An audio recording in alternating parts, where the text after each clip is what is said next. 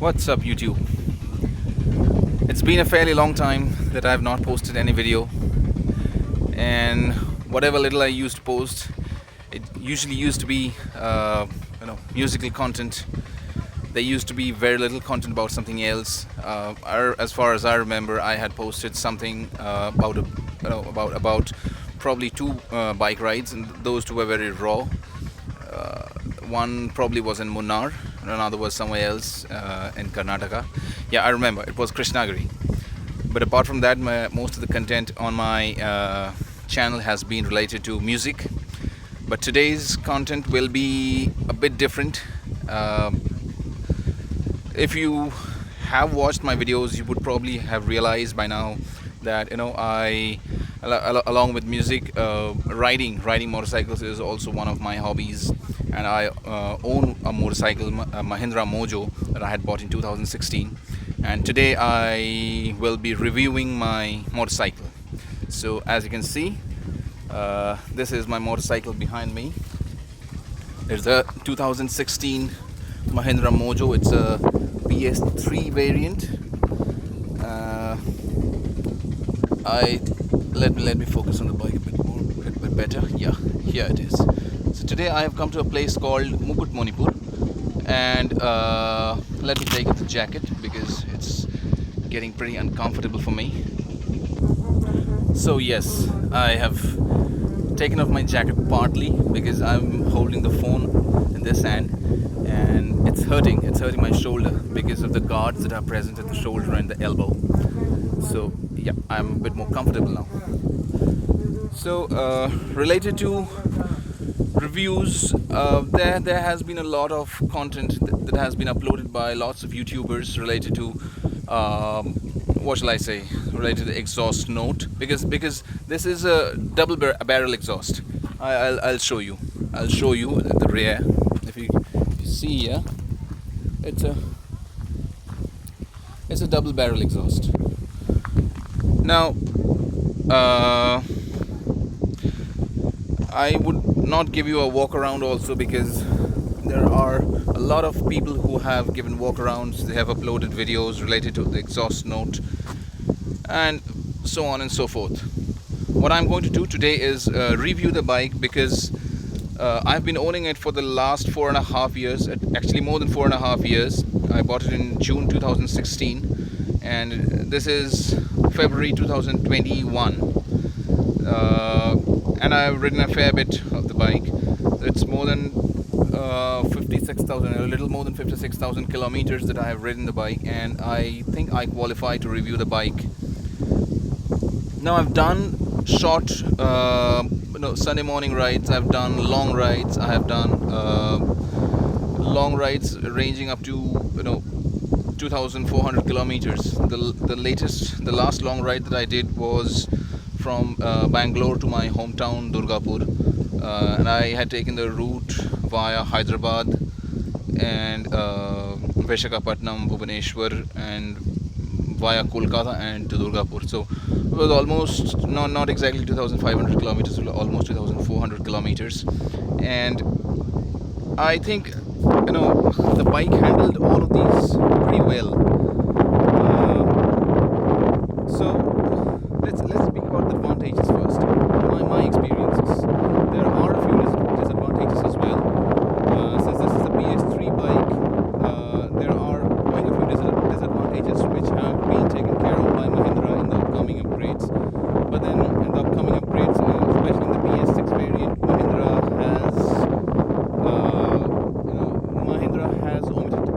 has removed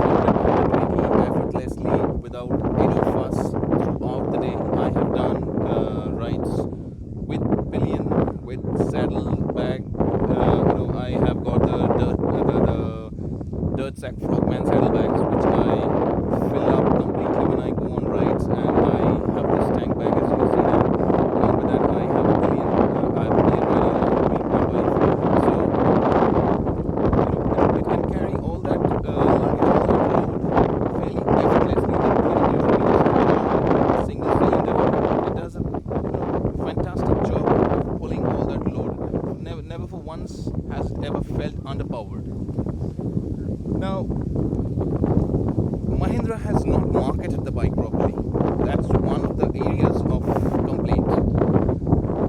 But this is an amazing product. If we look at the suspension, it's the default settings are so beautiful that they handle bad roads just like a charm. We really don't need to tune the suspension, but then I had to tighten the suspension, especially because I traveled so much with the pillion rider. So I have experienced situations where due to the weight of the pillion and that of the luggage, the bike has bottomed out on quite a few instances. After stiffening the rear suspension, the problem of bottoming out has gone down by a fair bit. I won't say that it has been completely eliminated, but it's gone down by a fair bit because the ground clearance of the bike is 170 millimeters, and that dual barrel exhaust, those two exhausts are connected at the bottom by a rod. So if we go by the design, the chance of getting hit, the chance of the exhaust, basically the exhaust scraping, is very high. But then when I ride along, it works like a charm. It's an absolute charm to ride along. Okay, now coming to the acceleration and the top end. Now what we need on Indian roads is good acceleration. We need good torque. We really don't need that much of top end. I have heard people complaining that Mojo, being a 300cc bike, would have had a bit more power. Mahindra could have tuned the bike to generate more power. Now, if we really understand the difference between power and torque, we should understand that we need torque more on Indian road because power is for top end. If we look at the Ninja 300 or the Yamaha R3, they have got amazing torques. The big question is, are our Indian roads really that good to handle that kind of, to support that kind of torque? We have people, running into the roads. We have cows, we have dogs, we have potholes, we have whatnot on the roads. So, should we really be relying on the top end, or should we, as a tourer, should we be focusing on that, on the mid-range, and should we be focusing on the touring aspect of the bike? So, this bike can cruise effortlessly at 100, 110, 120. That's the sweet spot of this engine. It can do this effortlessly for entire days together. Means my body sometimes wants rest, but the bike never for once has it demanded any rest. I've abused the bike as well. There have been instances where I have abused the bike very badly. For instance, if we if I consider my latest ride, my last ride, it was my mistake actually. I had not changed the engine oil before the ride, and when I reached Durgapur, there is no service station in Durgapur, so I had to travel to Kolkata. I had to take the bike to Kolkata for service. Now, when the engine oil was being changed, I noticed that the engine oil quantity had gone down by a fair bit. The person who was changing the engine oil told me that I had not done the right thing, and he told me to change the engine oil after 1500 kilometers again, because the engine might have taken a hit in the last time. So that's another story. I'll review this engine oil in a separate video. But then the key point is, even after so much abuse, after changing the engine oil, the bike is working like a charm. It's so smooth.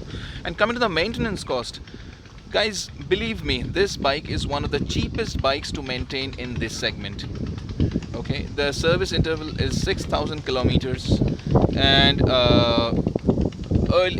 the prices of these products, the prices of the spare parts have gone up a fair bit after the coronavirus lockdown. But prior to the lockdown, things were fairly cheap, and even after having a price hike, Even after facing a price hike, the cost of a chain sprocket is 2,500 rupees only. It lasts for around 14,000 kilometers. The company recommended interval is 12,000 kilometers, but if you maintain the chain properly, if one maintains the chain, and when I speak about maintenance, I mean cleaning and lubing the chain after about every 500 to 600 kilometers, it can last easily up to 14,000 kilometers. So the spark plug is goddamn cheap. It's only 250 rupees. It's an iridium spark plug. I changed it at the first time I changed the spark plug was at 56,000 kilometers. Can you believe it? Means the company recommended interval is 45,000 kilometers. I stretched it up to 56,000 kilometers, and even after changing it at 56,000 kilometers, I found that it would have happily done another 20,000 kilometers. So the product is durable. The spare parts last, okay, and they are cheap. A paid service costs me around 2,300 bucks, including labor, oil change, and everything else. The cost of an air filter is around 250 rupees. What more can you ask for? What more can one ask for? So I'm pretty happy with this bike. I really don't want to sell this bike because this is a product that Mahindra brought out into the market. They did not market the product, so it did not sell. But I am it's sad that this bike doesn't get the attention it deserves. This is a made in India product, and the quality is top notch. The cooling is amazing. The fan. Let me speak about the radiator. So you turn off the bike, the radiator fan keeps on working for a few seconds. Not exactly a few seconds. It depends on the amount of engine heat that has been generated. So it works for some time and cools the engine and works on cooling the engine. Now, if one feels that the battery might take a hit on this, due to this, it's not like that. The battery has been working amazingly. I have never changed the battery for once in these 4.5 years of owning the bike. So I'm just trying to recall when I ever faced a problem with the battery. No, actually not. Touch wood. There's a lot of wood here, so touch wood. No. The positives of the bike are immense. Now let me focus on the negatives where Mahindra could have worked. Number one is the headlights. The headlights, even though they look beautiful, are not very functional. There are two halogen lamps, 35 watts each, but when I turn on the headlight in the night, it doesn't give me the feeling that I'm using a 35 watt halogen lamp. No, it doesn't work like a 35, and 235 watts means the illumination should be amazing. No, sadly it is not, neither the short nor the long. Okay, the second point that I feel is negative in the bike is the rear seat of this BS3 bike. Thankfully, Mahindra has upgraded the seat. Mahindra has changed the seat and it has given a longer seat. It's got a wider seat, bigger seat at the rear. So in the new bikes, the pillion rider can sit comfortably for long hours. But my BS3 bike, it's really a pain. The pillion rider who sits gets pain in the tailbone every time she sits for long hours. Especially I do long rides with her ranging up to 1,000 kilometers, 1,300 kilometers. So that's a bit of a challenge. But then fine, I have got a ride on air seat for her, and things are managed much better now. Negatives. Okay, my bike's alloy has taken a hit. It has got a bend, and that is one disadvantage with alloys. But then even if I look at other bikes, be it Yamaha, I know of Yamaha R3s with their alloys bent. I know of KTM's that have had their alloys cracked up when they hit potholes. This is a fairly strong bike. It's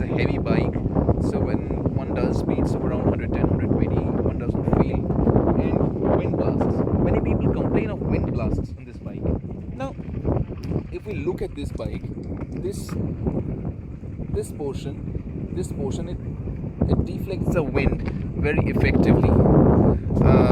Believe it or not, I have ridden the KTM 390 Duke.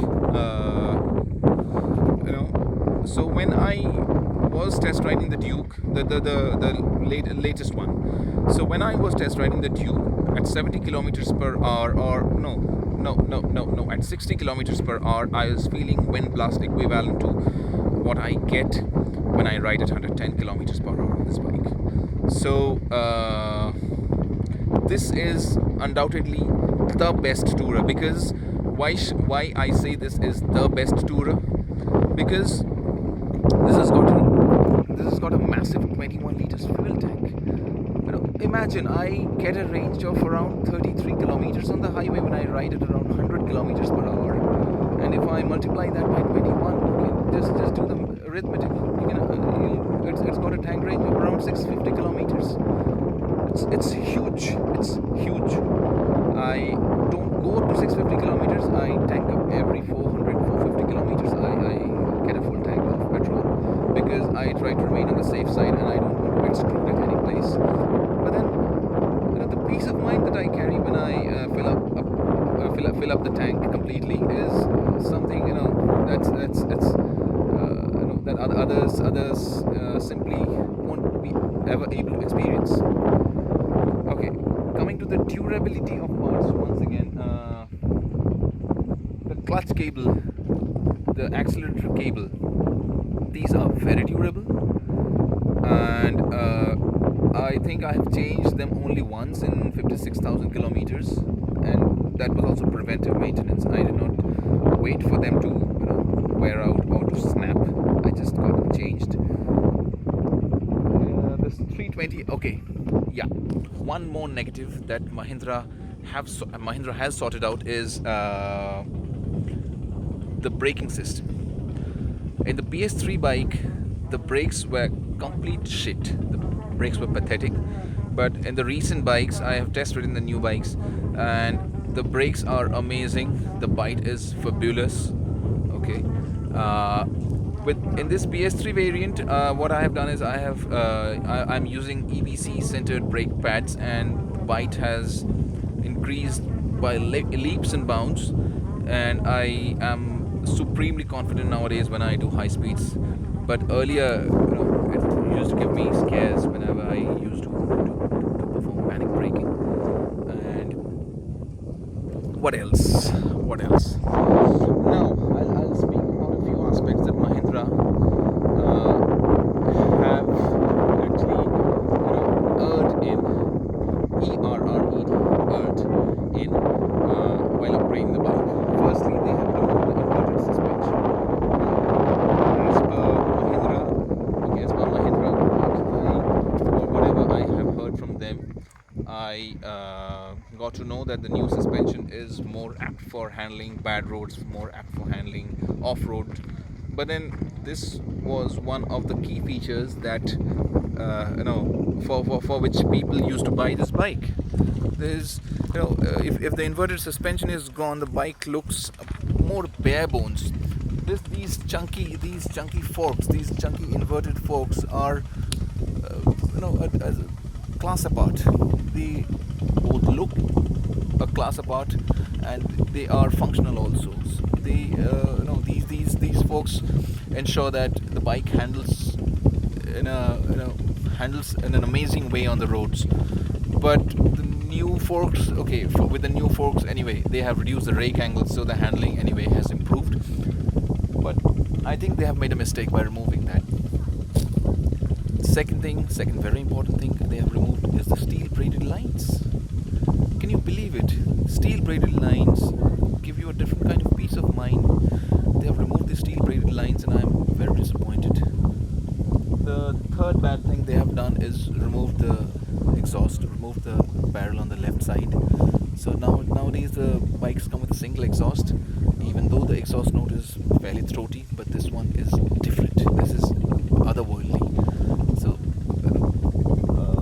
apart from that, what else have they done? Okay, they have removed the eyebrow lamps. They have kept kept. One can buy those eyebrow lamps as accessories, but I think they should have given the eyebrow lamps as standard with the bike, because it's I feel, it doesn't cost them much. What is the point in selling them as accessories? Anyway, they have increased the cost of the bike after the BS6 upgrade. So I don't see much sense. I don't see much sense in what shall I say, in removing these small things. What else?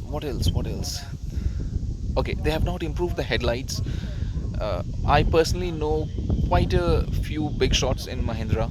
Okay, I have spoken with them personally, but then I've never seen that kind of enthusiasm from them in working on the headlights. The owl eyes are beautiful. That's a personal preference, no doubt. That's a personal preference, but some people feel that they are ugly.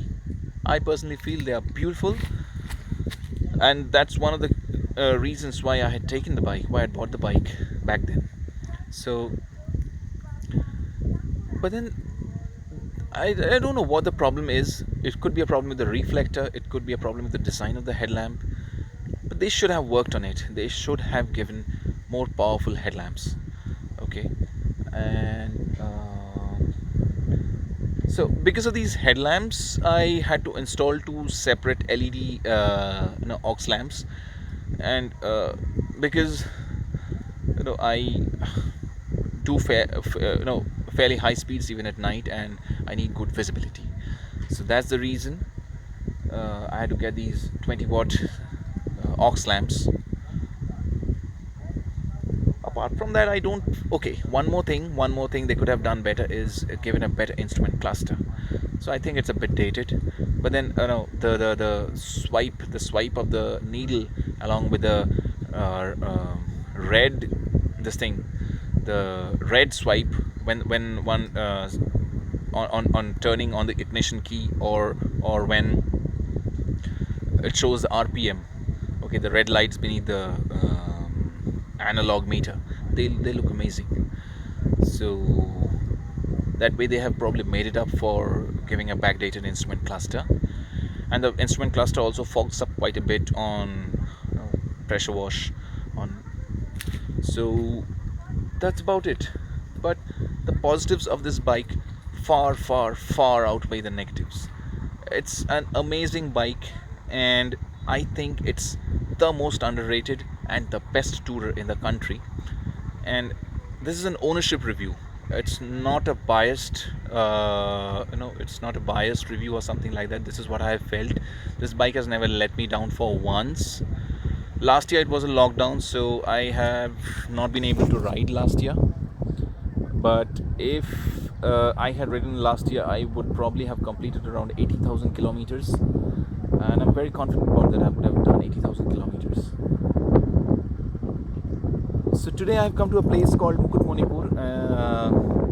It's in Bankura district in West Bengal, and this is a bit of a quiet place that I have found. It's a bit of a sort of a mound. I've brought my bike on top of this mound. It's I'll be able to stay away from people's attention.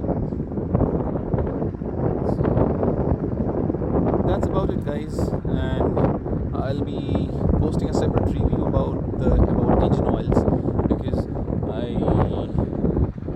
used to use Castrol in the initial days. Then I switched to Motul, and again I switched to Castrol. So I'll definitely let you know what my experience has been with engine oils. But for now, this is the view around me. It's water all around. I don't think you'll be able to figure out, but it's water all around me. Now I think it's giving a better view.